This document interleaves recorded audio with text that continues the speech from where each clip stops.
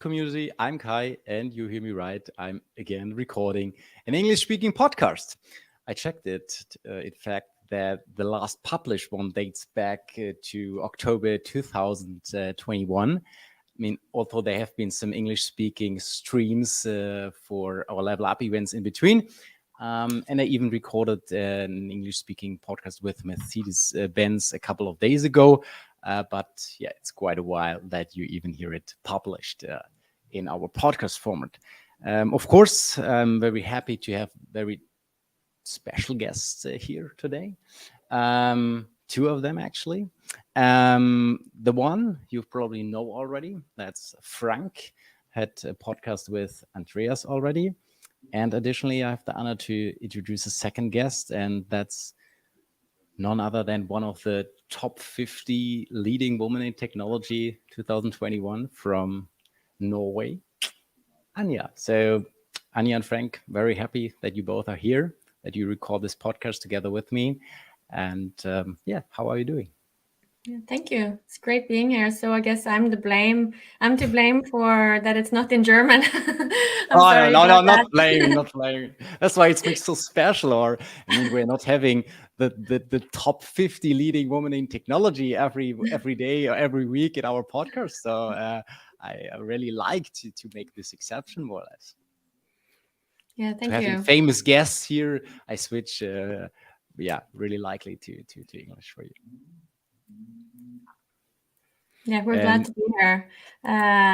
It's my first time on a German podcast, so that's also something new. Yeah, cool. Anything new for you, Frank? How do you feel? Well, it's also my first English recording with you guys. The other sessions we had so far were in German, but since we are an international company, it's from our side it's not so unusual. But I'm looking forward to hopefully introducing a new perspective for the audience today also. Yeah, we're working hard on that. Maybe also a new thing, or just a basic thing. Lately, I had quite often the opportunity to have two experts in my podcast, and often I then ask them, okay, would you like to introduce yourself, or would you like to introduce each other? So it's definitely up to you who would like to introduce the other, or if you just introduce yourself. So that's just up to you as you like it. Definitely no one needs to introduce me, often, even though that might be quite interesting to hear that from a different perspective, but it's really up to you, if Anja or Frank. Yeah, just do the version you like, you prefer. I can do first. I can say a little bit about myself, and then I can hand it over to Frank. So my name is Anja. I am currently the CPO, the Chief Product Owner of TimeXtender. Before that, I was the co-founder of BI Builders, which is the company that TimeXtender acquired the spring this year. So before that, I've been a data warehouse developer, primarily on the Microsoft stack of tools, writing SQL, doing analysis on data. That's been my everyday for many years. And I joined then TimeXtender in late April approximately, and got to know Frank over some customer questions, product questions, and he is really a talented guy with customer focus. So I'll hand it over to Frank to introduce himself. Well, Anja, thank you so much. There was too many compliments to start off this podcast. So I'm in data since, I don't know, 15 years now, maybe even 17, something like that. I also started out coming from the controlling side, actually, and then digging deeper and deeper on the technical side. And nowadays I'm mostly concerned with how can I build smart architectures to get out, results in a smart way. And also during my time as a consultant, I learned a lot about the difficulties data teams are having providing the data to actually support the business with the data that they need to gain the insights that they need, because in the end we're doing data management with that purpose in mind. And this is what brought me over to the world of automation a bit. And then that took me to TimeXtender, and now I'm supporting partners and customers in the German-speaking markets, adopting TimeXtender as a product, but overall, more broadly, the mindset of automation and thinking in a different way about what we do in data management. And I can also return the compliment and say it's been a pleasure to bring on Anja, but BI builders in general, to join forces with TimeXtender, because I think together we have a fantastic combination of tooling to offer. Now we have the chance to have this combination in our podcast. How great is that? But also, if I remember your years of experience, I mean, on the one hand side, it's the same for me. It sounds impressive being, I don't know, 15 plus years in one sector or having this experience.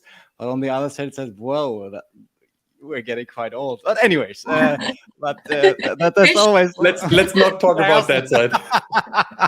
Okay, that's a detail we're not focusing on. We don't want to say how many years. It's just been a while.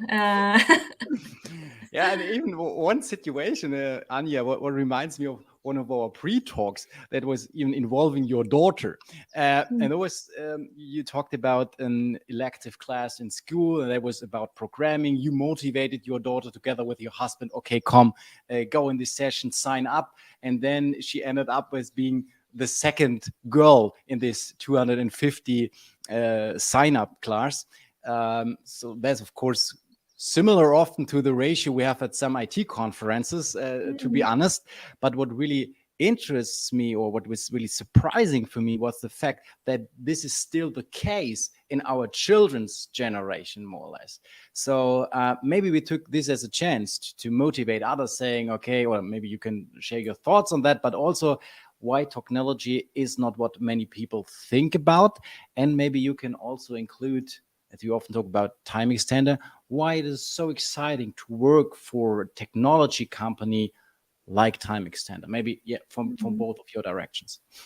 Yes, I think I was also surprised that not more young girls would want to go into programming. I think it's our fault as parents. We have the responsibility of both motivating, encouraging, and kind of also making it possible for them to jump into something and not be scared of, or maybe not being able to do it, because that's a young person's biggest fear, right? And then I think we have a long way to go in how we market technology to young people, especially maybe girls, because I think to call a class programming, you kind of have your as a parent, as in our generation, we kind of have our bias as to what that is. Whereas they're doing app development, they're doing block programming, they're doing exciting stuff, right?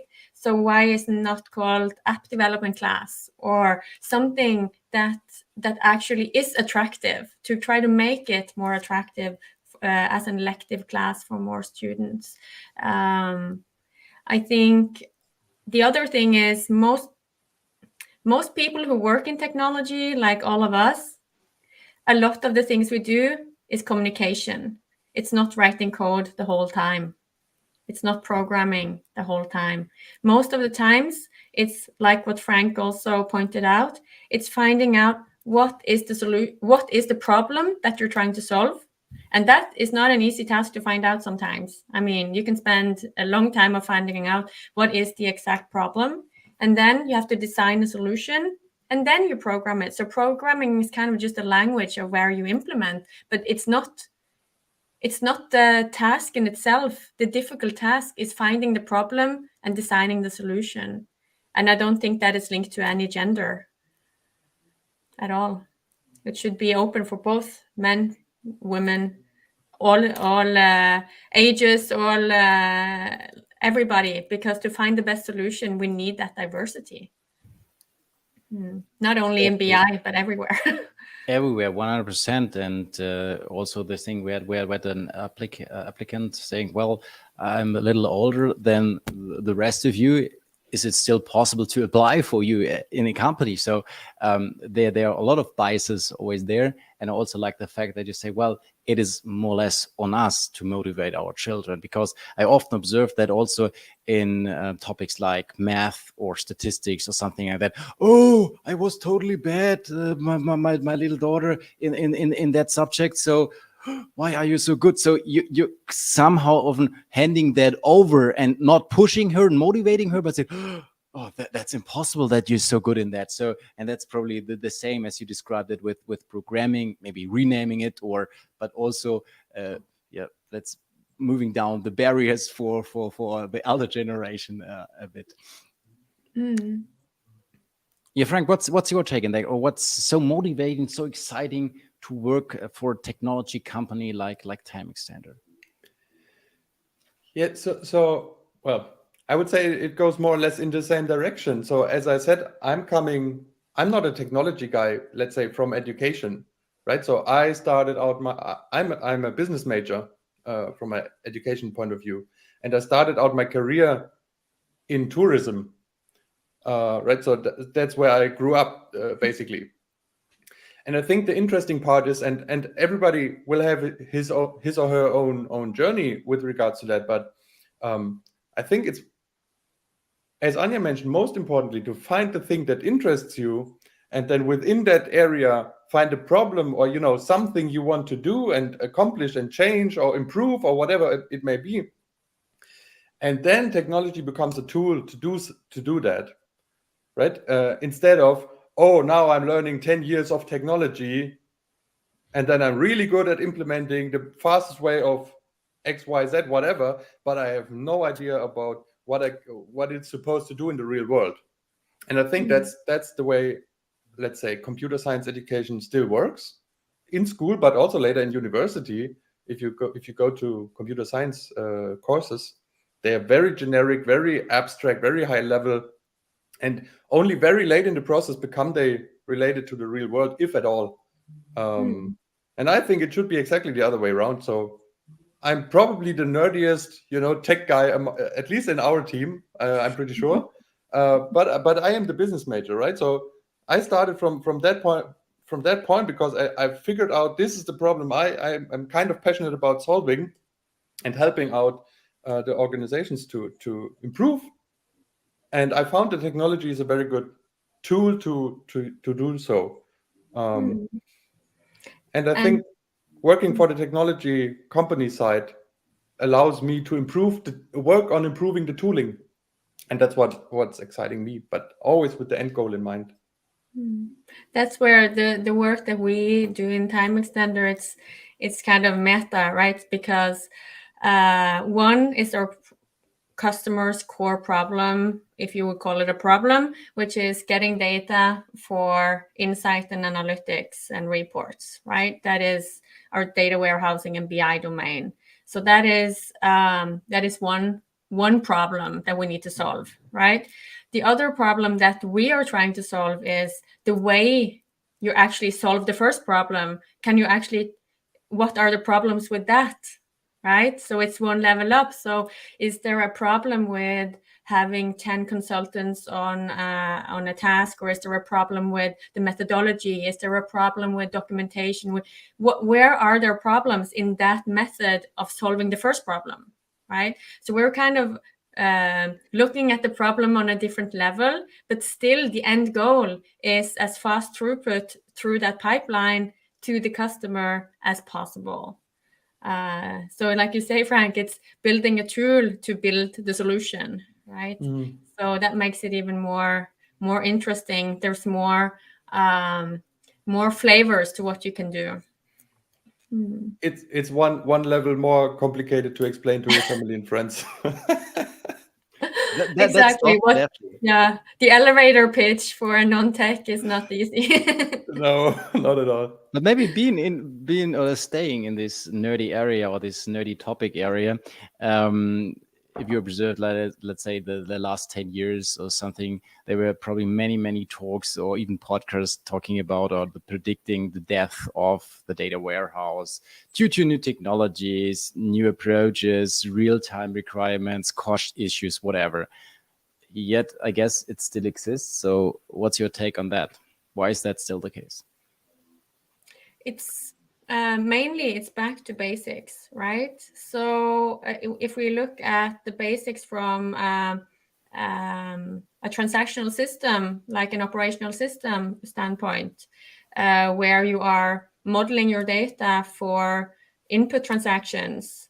In the database world, you will call it a normal form, like what normal form is your database in, and you optimize it for the thing that it's supposed to do. Is it an hour registration system? You want to optimize it for 100 users inputting hours in the end of the week at the same time, right? The thing that we see with those systems, like this is back to the original problem, right? Those systems, when you want to do aggregated monthly reports with averages per department divided by year and year to date, those systems, you kill them with the query, right? Because they were not optimized for it. So that's why the trend of taking the data out, modeling it in a more normalized way so that you can select the data with thousands of rows, millions of rows, maybe more in one query, and it will be fast for the user, right? That's the original problem. That's why data warehouses started. And then the additional thing of, oh, I also want to join it with other types of data that I have in my finance system. And then you have the whole scenario for the data warehouse. Has that problem disappeared now? Maybe a little bit with APIs. Maybe you get data in a different way, but it's still kind of the same. You don't get higher throughput on your reports in a web application type of, or an software as a service type of program. So I think the problem is still there. And then we have to look at what should be the solution. I think the basics of the solutions, even like technology agnostic, is still the same. It's just what you call it, right? And different technologies like to call it different things because then it seems new, but it's actually quite a lot of the same, in my opinion. I don't think a lot has happened. If you look at the basics of how you solve the problem, not a lot has happened. Tooling-wise, yeah, both with automation, with smarter tools, with a variety of storage technologies, yes. But if you look at what you're actually trying to achieve, which is solving the initial problem, I think it's still relevant. Yeah, I would totally agree, and it's not only still relevant, it's basically still one-to-one the same, right? So as I mentioned, I'm in this game for far too long. Not far too long. There's quite some way to go, but quite some time. And if I recall where I started, even within this time frame of, let's say, 15 years, I'm through the third iteration of technologies now.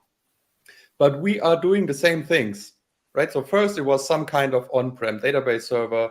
Then I did a cloud database server. Then we moved to parallel processing engines. Now we are at the lake house. And all of this is fine. The compute engines or the tooling, as we said, has become better and it has changed. And now there's different technological approaches on how I want to actually, modify the data. But going back to the end goal, how do I get data from the operational sources to my data consumers where they actually need it in a quality and timely manner? The question is still the same. The approach is still the same. It's very much extremely similar to what we are doing from the start. And that's also, I mean, on the one hand, you can say that's super interesting from a consulting perspective or from a data engineering perspective, because I get to learn new stuff every year or so, right?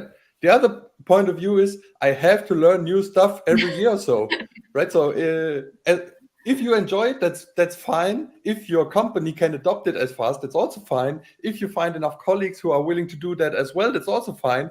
But you have to do it. You have to constantly update your knowledge, stay on top of technology to do the same stuff like you did 10 years ago, just on a new tool, right? So I think what might have changed a little bit is our data users. I think they are now more mature now, in many companies at least, than they were 10 to 15 years ago. One of the first BI solutions that I created, the user even was scared of changing a filter setting on a report, right? Will I break it? Will I break the data? No, you won't. It's totally detached from the underlying source, right? Whereas now with a lot, without name dropping tools, a lot of easy to use front end tools enables the users to be more, I don't like the word, but have self-service on data. And that is a big benefit, but it's also a risk sometimes. And you probably know those scenarios where it can be, if you actually don't know what you're doing with a powerful tool, you can end up with the wrong data and it defeats the whole purpose. But I think that is the major change, that our users are expecting more and they know more. And also, it might also be that we as data professionals working in the data prep area, we don't... we get better requirement specifications on what we are going to build. And we can leave the last bit for the user because they actually know it best, right? So I think that's in process and the problem, that's where it's a little bit different now. In that direction, maybe just one sentence I really liked from your pre-discussion very much, and that was also in that direction with, okay, what do we expect from the user, or how is tooling maybe enabling those people even more? And you say, okay, last time you mentioned, okay, Power BI, and you said, well, it's a good tool, but there's also a major downside on Power BI, and that it's very intuitive thing. So yeah, this came just to my mind during the few last sentences. You meant that, okay, there was a major thing. You asked me, okay, do you know the major downside of Power BI? I said, well, like not really. And said, it's a very intuitive tool. So there's of course a downside for that, because people are exacting more, even if it's not only focusing on the front end, but the back end, and they're not maybe also understanding all the complexity and stuff like that, or they just starting it. And then you come to the point, okay, now we're need to think about automation and stuff like that. It's not only the first shiny first page, etc. Yeah. And maybe to add to that, a very recent customer case I ran into, they were not using Power BI, but Qlik in this case, but it's basically, it doesn't matter. It's interchangeably. So they gave us a call and said, hey, we are very good at using Qlik, and we are super satisfied with it, and it works really great. Okay, then why do you call us? Well, we built now 500 Qlik apps, right? And each has their own script, and so you have 500 times loading the same stuff, etc., etc. And that is, of course, it was great data-wise, and it was great from a data literacy point of view, because they, really work with the data and all of that stuff. But it becomes unmanageable. And they lost completely track of what's going on, and nobody knew, and it became kind of black box and all of that, right? And I think that's where it really makes sense to invest a bit on the data prep side, and where we see like one possible outcome of the downsides of self-service taken too far, maybe, or. It's not rare that a small finance report or a report made by one person, made for that person to use as a personal use, becomes a proof of concept, becomes the production solution, and then it stays like that. And I think that is a major reason for that is the agility requirements that are coming from the business. Right, I mean, that's the whole idea. Data prep is too slow. The IT department can't deliver in time. Blah blah blah. So I need self-service. So I start out with Excel, or today I start out with Qlik or Power BI. So I move fast. I move at the speed that the business requires me to move, and that's perfectly fine. But then I go too far, and it becomes unmanageable. And depending on the tooling you have on the data prep side, chances are you still can't move, at the speed it is required in terms of agility to match with your requirements. We still see it being the case a lot. Which is why an automation tool is handy, right? Yeah. And maybe we can also focus on a bit of the trends for this automation, and also saying, okay, why the automation as a framework is so important, and maybe even finding the bridge to say, okay, how is actually TimeXtender even supporting that? I mean, you addressed it very slightly with this little scenario you described with the customer having Click in his portfolio, but also maybe thinking about some typical use cases you usually address with your support. Maybe just all of that. I think going forward now, where the market is maturing, it's maturing differently in different countries and regions, actually. But if you're a team of more than 2 in a data prep team, normally you have 2 options. You have to build an automation framework for your team to kind of be able to scale with the business requirements. The more people you are, the more important it is. Or you buy. So it's a strategy of build or buy at the end. In the beginning, you might not see it. So we call this the automation maturity. Like in the beginning, it's like, okay, I just get the Excel report, I just copy paste whatever. And then you think, oh, I need to automate. But at that point, it's not automate, it's just repeat. It's just having one data pipeline, moving data from a system into a database, and then you have your report from there. But you manually wrote the PowerShell script to move the data, right? So in a process, it's automated, but the PowerShell script is totally manually written. And every time you need to make a change, you need to have that person who actually wrote the script who knows it, right? The next level is that, oh, I need to create a script that can auto-generate and maintain that script. And that's where you build an automation framework, which we see a lot of companies do. It's better than not having it, but it can also be a risk in terms of maintaining that script, maintaining that framework. You might buy it from consultants. That can also work if you don't feel a fear of lock-in for that. But if you build the framework, which many do, because then they can build it exactly the way that fits into their solution and their needs. That means that now your data engineers are not only prepping data, they're also maintaining this framework. So their production level, their productivity will go down over time of maintaining a framework and a solution that grows. So that's the risk with that approach. And then there you have build or there is buy, and there are automation tools in the market that you can apply to your solution.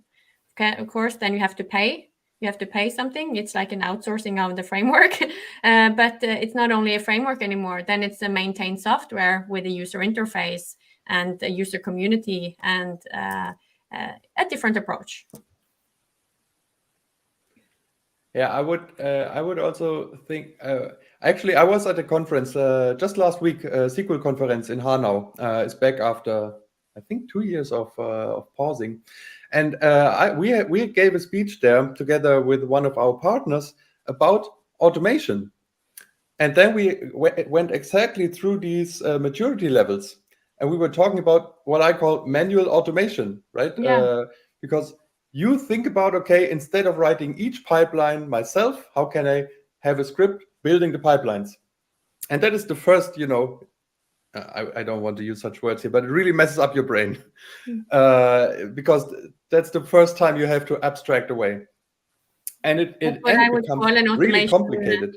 Yeah, that's what I would call an automation framework. You build, exactly. build code.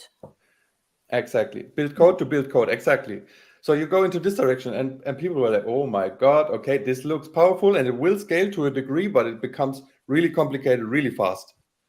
And you have to maintain it as well, right? So it's not for free. And then, of course, we took it all the way. And then as the end result, if you really think it out and outsource the framework, as Anja mentioned, then you end up with an automation tool like TimeXtender. But one thing that came to my mind doing that talk, actually, I was thinking, okay, we always talk about automation, but automation also only takes you that far, only until you bring it together with something that lowers the barrier, and that is when you bring it together with low code and with a graphical UI, etc. And besides, buying a tool, but just thinking about it from a from one step back, basically from the user perspective, it requires really a lot of brain power to come up with the framework, understand it, hand it over to a colleague, etc., and have everybody on the same level of understanding. And so I think a UI in itself, just having an UI, because there's a lot of graphical pipeline builders or whatever, but that in itself is maybe better than coding it out, but it's not really taking you there. And automation itself is also not really taking you there. It's only when you bring those two together, then it becomes really powerful and really lowers the barrier of entry. And that's where it scales, I think. I think you also mentioned one of these parts is the complexity of all of these problems, and in an automation tool, that complexity is already solved, right? It's been built on 15 years of experience, and it's solved. And it's not only automating code to load data from REST API into a data lake. It's also building out the best practices and the architecture to always, you don't have to decide how the architecture should be. It's already there. When you install it, it's building your 3 layers. You can move your data between the layers and categorize it. And I think that also saves time, and resources, which is, I think, that's the goal of our product, right? To have more throughput with the same resources that you already have. And you called it already the resources. I mean, that's probably the next part of that. I mean, good tools, good automated tools, they are probably essential for being a successful data-driven company. And on the other hand, it's made for someone, more or less. There are these data-driven people at the end of the day. And I guess it's not always the top data scientist who's required at every stage. Maybe even have the chance to find a good one. That's maybe the other flip side. But what's your experience? What kind of people or ecosystems is really necessary to successfully drive in the direction of being data-driven or something? So maybe just at the end, more or less, of our podcast, they would say the basis is the tools, and you described it quite perfectly from my point of view, but also maybe adding the people side as well on top of that. I think people within data and analytics, especially in the Nordics, and I assume also in the rest of Europe, we don't have enough, right? We don't have enough highly skilled data scientists. We don't have enough highly skilled data engineers. And then, of course, AI is also helping a bit here. But then if we start looking at the tools and start mapping the other way around, what skills do you actually need if the tools are a bit better? What experience do you need if the architecture is already built? And what are the key qualifications to be able to prep data within a company? Then maybe, like I think you also hinted, maybe a BI developer can also do data prep. Maybe they can also do a bit of the engineering or data warehousing part if the tooling is more created towards such a user. And then maybe for very complex things, they might need an expert, like sometimes connections to different solutions can be complicated, and you need somebody with experience or expertise. But for 80% of the things you're going to do, the tools will now help you more. Yeah, absolutely. So from my point of view, I think we talked about Power BI before and how it helped, lowering the barrier of entry. It's like moving from reporting services, who remembers, to Power BI. It became so much easier. And I think we're seeing, we have a chance, and all companies now have the chance to do the same thing on the data prep side by utilizing the right tools, so they can do exactly the same thing, lower the barrier of entry, make it more approachable, So we are seeing there will always be people deeply in love with their code, and I used to be one of those, right? I was the one building the most complicated thing. It worked really nice, but I couldn't explain it, and after 2 weeks, I forgot how it works. Right, so that's how it goes. But now with this is not the right audience for such tooling, because they will always argue that their code is better. However, the right audience is people who just want to have the data prepped, who are caring about the end result, who want to go all the way to the end. And I think that's absolutely a fantastic opportunity, for example, for controllers, like where I started out my journey, to move a bit deeper, because I can do more without having the detailed knowledge about the technology underneath. And I think co-creation, and this also enables a lot of co-creation. So I can do the heavy lifting, do the experts, and then those who are more concerned with the end result can do the lighter tasks in the day-to-day or something like that. And I think even so, building it is one thing, right? So say, for example, the project from being half a year with automation, you cut cost and you cut time, so you're done a lot faster. But that's just the first step. This solution is probably going to live for many years, and somebody has to operate it. And then if you can say that, especially for the small data teams, if the users can also be a part of that operation team, like the controller or the if the BI developer also are able to understand the logs and can do troubleshooting on the data prep side, that also will save you resources over time if you can use the same person to do more than one thing. It will lower the barrier to actually build such a solution, in my opinion. So I mean, what you pointed out, there are many acceleration lines, more or less, using technology, and then it more or less comes to the point that the core skill for people working in this environment, it's their passion, their addiction to data, to their job actually, and then there are many tools out there, and I also love this comparison saying, okay, that TimeXtender is more or less the Power BI for the data prep or whatever, with all the advantages and disadvantages. We talked about that during our talk as well. So that's definitely a good thing, but it's not, and that's also the motivation, coming back to our first question, okay, how to motivate others being part of this technology journey, or motivating our girls and boys, whatever, heading in that direction, is that it's more or less enabling us. And yeah, that's I think a great story overall. Definitely. Okay, as we are probably running out of time right now, maybe I have to thank you for being here, for sharing all your thoughts, your ideas. It was really a pleasure for me having you here, having you both in the podcast.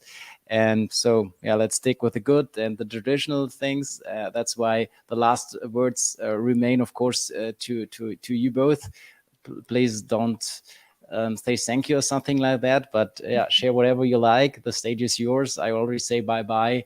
And again, thanks for your time. Thanks for everything, for all your input for this podcast. And yeah, final stage is yours. Thanks a lot.